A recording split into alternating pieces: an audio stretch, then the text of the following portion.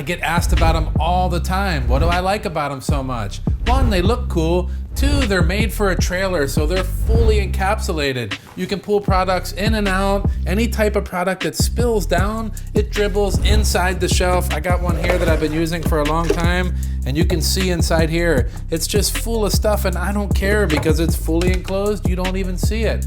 The top shelf is one of my favorites. It holds gallon size products, so that works great for all my gallon size soaps, shampoos, carpet cleaners, wheel cleaners, you name it. It all fits really good up there. Down here, my aerosol size. It holds all the smaller bottles, all my spray bottles, you know, tire dressings, window cleaners, all my miscellaneous spray bottles. I'll tell you what, all in all, they look amazing. They work really good. I haven't cleaned inside of here not one time since I bought them. That's cool. Over here on my pressure washer shelf, the exposed one, you can see, man, you just gotta constantly keep wiping up every little thing that spills on it.